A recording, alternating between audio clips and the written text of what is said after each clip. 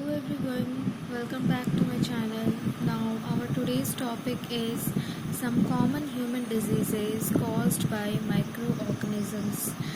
Common diseases क्या है जो ह्यूमन पे होते हैं माइक्रो ऑर्गेनिज्म से, जैसे human disease like tuberculosis, causative agent bacteria. Mode of transmission क्या है, किससे होता है, एयर की वजह से होता है। देन मेजल्स क्या है, एक टाइप का वायरस है और ये भी किससे होता है, एयर से होता है। Chicken pox, polio, cholera, bacteria, typhoid bacteria. Mode of transmission क्या है, water and food and water, typhoid का। Then hepatitis A, causative agent क्या है, virus and mode of transmission water. Malaria किससे होता है, प्रोटोजोआ से होता है। मोड ऑफ ट्रांसमिशन कौन है, mosquito. Then here are some preventive measures, okay, here it is. Now we will go to the next topic, disease causing microorganisms in animals. Okay, several microorganisms not only cause diseases in humans and plants but also in other animals. कुछ microorganisms सिर्फ human पे ही नहीं होते हैं but animals पे भी होते हैं, जैसे for example, anthrax is a dangerous human and cattle disease caused by bacterium. Anthrax एक डिज़ीज़ है जो ह्यूमन और कैटल दोनों पे होता है बैक्टीरियम से। Food and mouth disease of cattle is caused by A virus. Food and mouth disease भी जो होता है कैटल पे वो होता है वायरस की वजह से। Now moving to the topic next, disease causing microorganisms in plants. Plants पे क्या क्या डिजीज़ होते हैं, several microorganisms cause diseases in plants like wheat, rice, potato, sugarcane, orange, apple and others. कुछ डिजीज़ कॉज होते हैं कुछ plant में, जैसे wheat, rice, potato, sugarcane, orange, apple and others.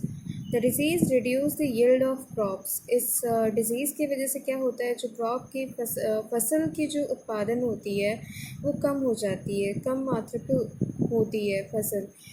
Then in table 2.2, for some such plant diseases they can be controlled by the use of certain chemicals which kill the microbes. Okay, ये कैसे ख़त्म हो सकते हैं, कैसे control में ला सकते हैं, केमिकल्स को यूज़ करने से हम लोग माइक्रोब्स को मार सकते हैं। Here it is the table. Plant disease like citrus canker, microorganism bacteria, mode of transmission air.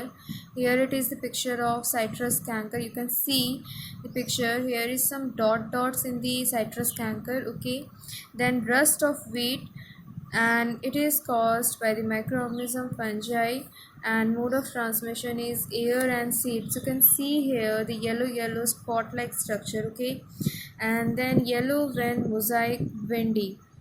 Okay, virus, it is caused by virus and mode of transmission is insect.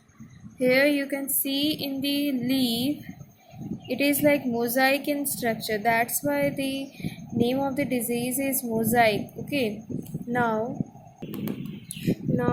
food poisoning. What is food poisoning? Food poisoning could be due to the consumption of food spoiled by some microorganisms. Food poisoning कब होता है, जब हम लोग ख़राब खाना खा लेते हैं, माइक्रो ऑर्गेनिजम्स के कारण जो ख़राब हो जाता है वो सब। ठीक है, जैसे ब्रेड को हम लोग बहुत दिन तक रख देते हैं तो उस पर क्या होता है, फंजाई ग्रो हो जाता है, कितना बैड स्मेल आता है। ओके, तो अगर हम लोग वो खा लेंगे तो क्या होगा, फूड पॉइजनिंग हो जाएगा, तो हम लोग बीमार हो जाएंगे। तो यही है food poisoning. Micro organisms that grow on our food sometimes produce toxic substances. Micro organisms जो हम लोग के खाने पे होते हैं और प्रोड्यूस करते हैं क्या, टॉक्सिक सब्सटेंसेस। टॉक्सिक मीन्स जो हम लोग के शरीर को हानि पहुंचाता है। Okay, These make the food poisonous, causing serious illness and even death. और यही जो पॉइजनस चीज़ है, यही जो टॉक्सिक सब्सटेंसेस है, इसकी वजह से क्या होता है, फूड पॉइजनस होता है और फिर क्या होता है, सीरियस इलनेस, बीमार हो जाते हैं बहुत ज़्यादा ही, और कभी कभी तो डेथ भी हो जाता है फूड पॉइजनिंग की वजह से. So it is very important that we preserve food to prevent it from being spoiled. तो ये बहुत ज़्यादा ज़रूरी है कि हम लोग फूड को किस तरीके से बचा के रखें, माइक्रो ऑर्गेनिजम्स ग्रोथ ना हो बोल के, और इससे क्या होगा, फूड स्पॉइल भी नहीं होगा. Then our next topic is food preservation. How we can preserve our food. Okay, कैसे हम लोग फूड को प्रिजर्व कर सकते हैं, ये हम लोग पढ़ेंगे इस टॉपिक में. Here are some methods of preserving food. First, chemical method. Salt and edible oils are common chemical generally used to check growth of microorganisms. Salt से और edible oil से हम लोग growth of microorganisms check कर सकते हैं. Therefore, they are called preservatives. और इसीलिए इसको बोला जाता है preservative. We add salt or acid preservatives to pickle to prevent the attack of microbes.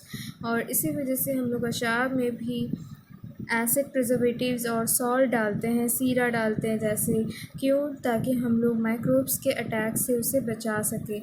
Sodium benzoate and sodium metabisulphite are common preservatives.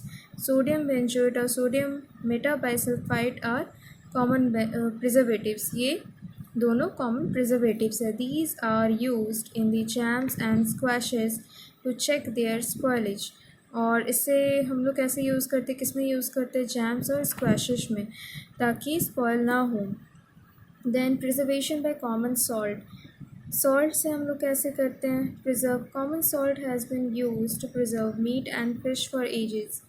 Meet और फिश पे हम लोग कॉमन सॉल्ट डालते हैं. Meat and fish are covered with dry salt to check the growth of bacteria.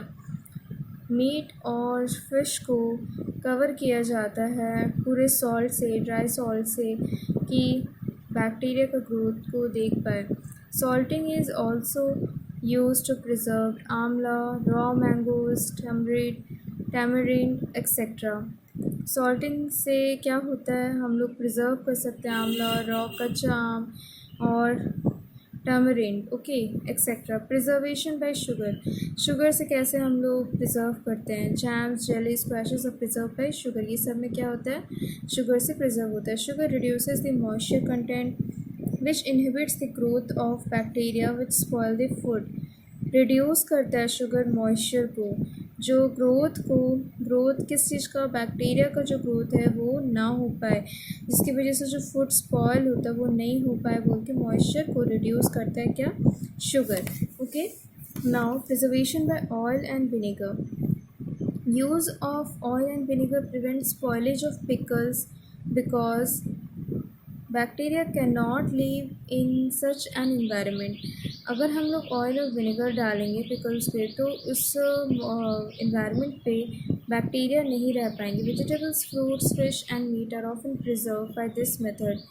Vegetables, fruits, fish और meat भी इसी तरीके से प्रिजर्व किए जाते हैं.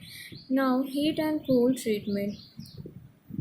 You must have observed your mother boiling milk before it is stored और used. Boiling kills many microorganisms. आप लोग देखे ही होगा कि मम्मी दूध लेके आती तो फिर दूध गर्म करती. क्यों करती है, क्योंकि बॉइलिंग करने से, कोई भी चीज़ को बॉयल करने से माइक्रो ऑर्गेनिजम्स क्या होता है, हो जाते हैं, ख़त्म हो जाते हैं, मर जाते हैं.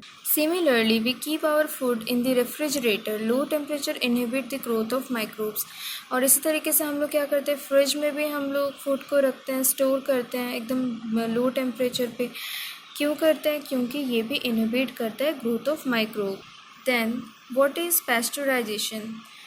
Pasteurization milk can be consumed without boiling as it is free from the harmful microbes. The milk is heated to about 70 degrees Celsius for 15 to 30 seconds. Okay, 70 degree Celsius पे हीट किया जाता है 15 to 13 seconds तक. And they suddenly chilled and stored. By doing so, it prevents the growth of microbes. और फिर क्या होता है, उसको ठंडा किया जाता है और स्टोर किया जाता है, और इससे क्या होता है, माइक्रोब्स नहीं होते, ये प्रिवेंट करता है ग्रोथ ऑफ माइक्रोब्स को होने में. This process was